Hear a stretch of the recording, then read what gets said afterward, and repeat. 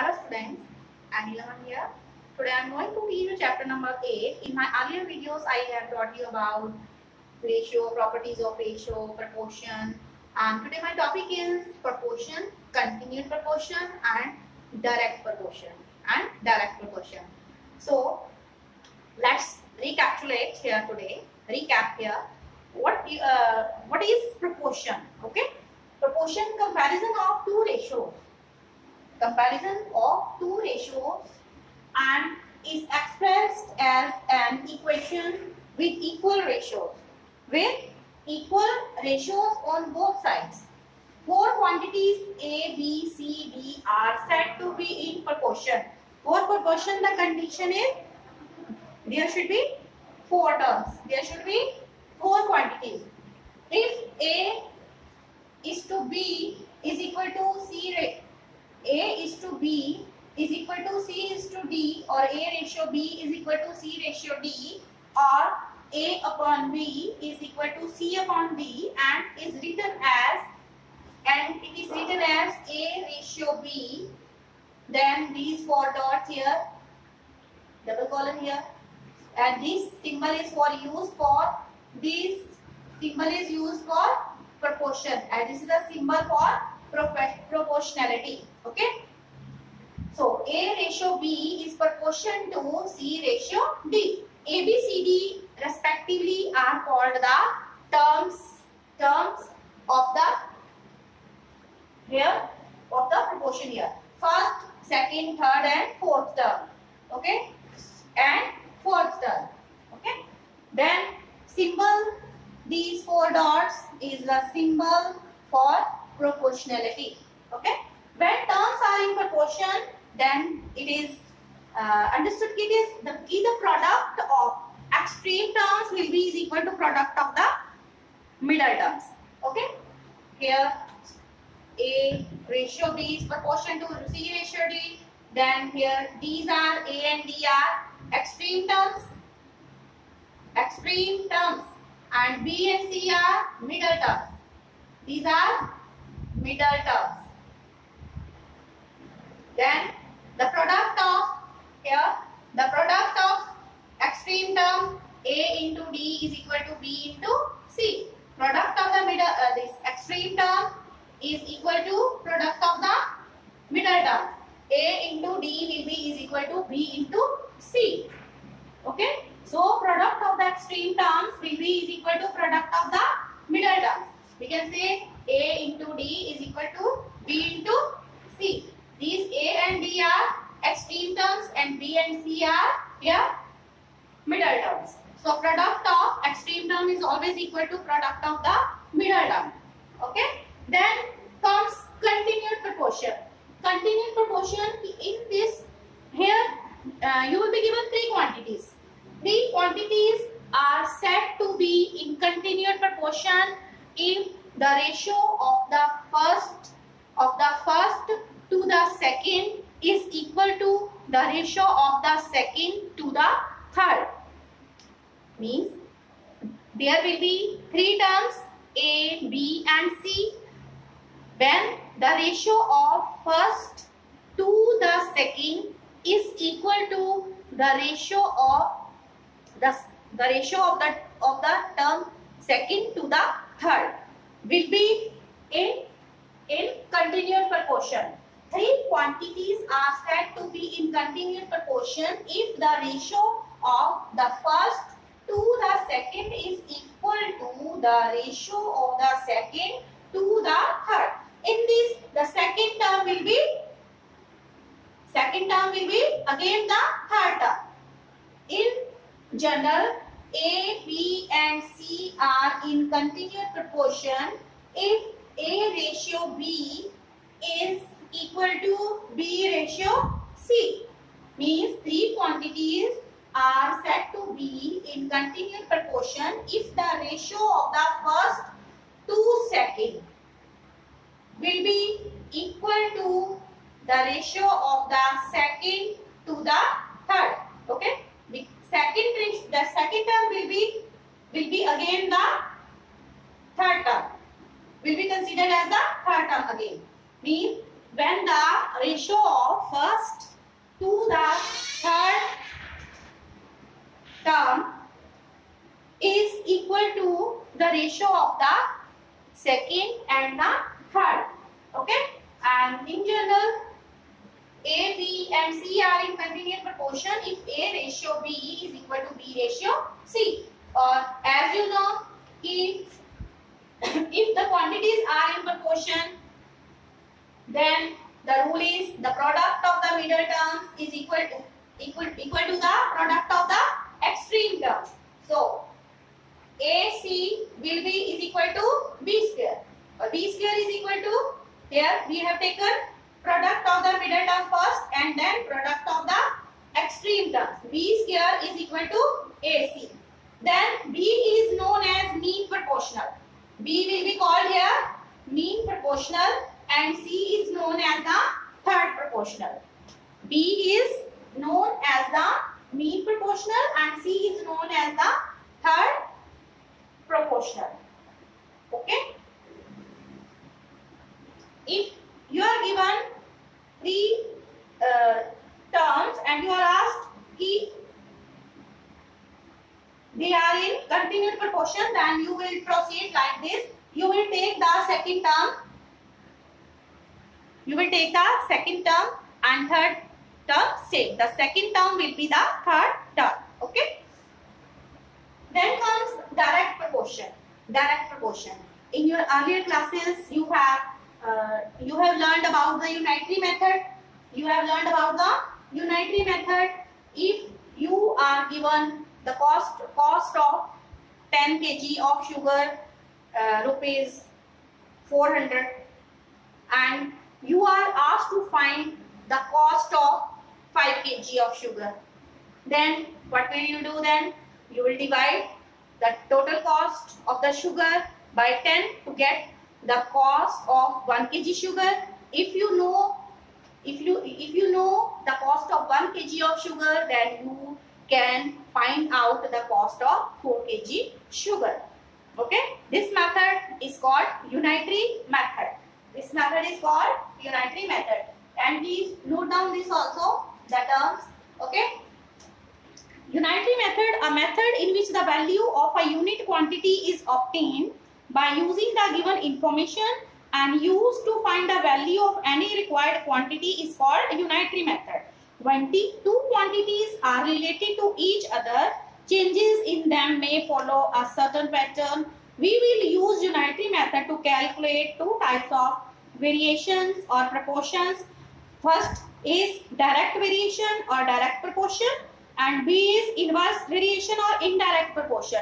And for indirect proportion, I will prepare another video, but right now be concentrated at here direct proportion. Okay, direct proportions means due to increase in one quantity,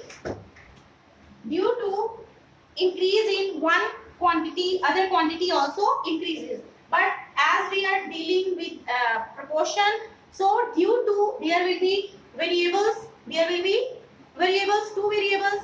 Due to increase in one variable, other variable also increases. Then we can say the given variables are in direct proportion. Suppose if the cost of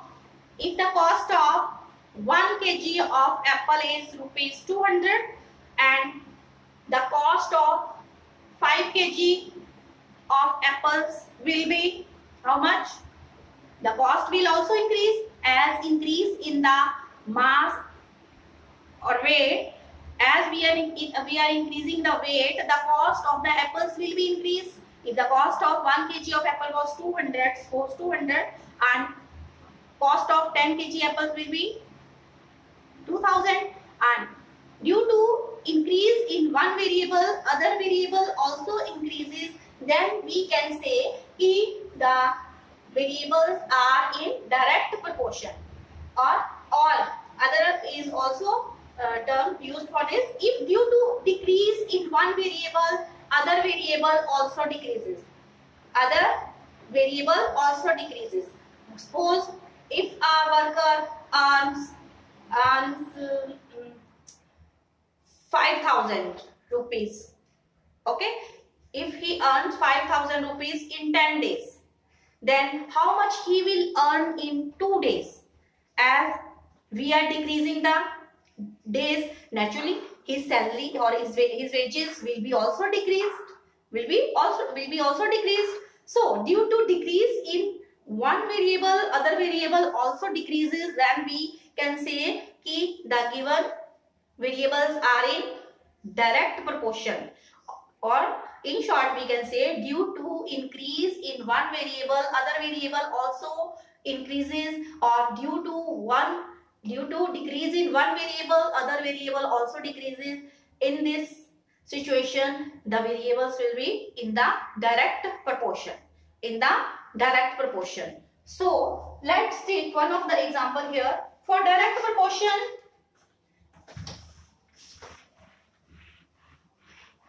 proportion, we can take one of the example here.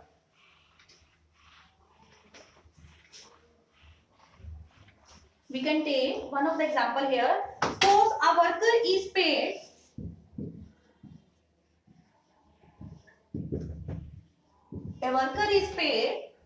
rupees 5,500 for 20 days, for 20 days work.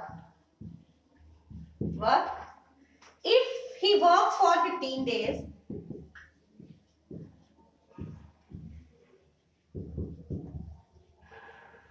earlier he was working for 20 days and he was earning rupees 5,500. Now days are reduced. Earlier it was how many? It was 20 days, and now for 15 days. How much will he get? How much will he get? Now here earlier the worker was being paid rupees 5,500 for 20 days. Now as he is doing less work, as he is doing work for less days, means 15 days, 5 days are reduced, naturally he will be paid less. So there is direct proportion. Due to decrease in one variable, due to decrease in days, the salary or wages of the worker will be decreased. Okay, will be decreased. So to understand, suppose x and y, these are two variables. Okay, these are two variables. Here x1, x2. Suppose I am taking here number of days, and here I am taking money. I am taking money in rupees. Then on y, for y variable, here y1, y2. If these variables are in direct proportion, then we can write it like x1 upon y1 will be is equal to x2 upon y2. If the variables are in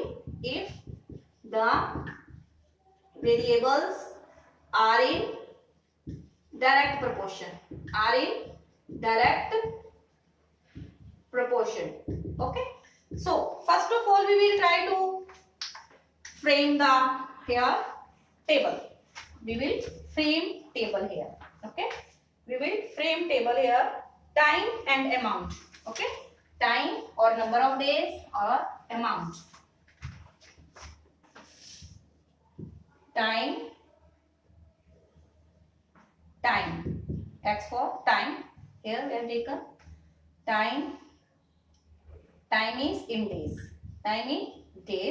and amount it is in rupees,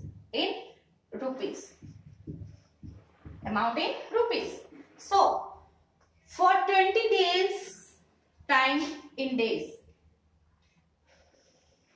For 20 days, a worker is being paid rupees 5,500. Okay. Then for 15 days, let it be y2. we are going to get this, ki how much he will get. In place of that, we are taking y2 here. Now, as first of all, these language part should be read by you very carefully and try to understand the problem. What is the problem? Is there increase in the variable or decrease in the variable? So here, as these are in direct proportion, so we can write it as 20 upon 5500 is equal to 15 upon y2. Okay, and we are going to get value of this y2. It will be cross product, and this will be cross multiplied with 5500 divided by 20. Okay, divided by 20. So simplify. 0 is 0, 2 2 ja 4, 2 7 ja 14, and 2 5 ja 10. Then multiply 270 by 15. Hurry up, take out your notebooks. Multiply 275 by 15. Okay, multiply till then. Hurry up. Are you getting right answer?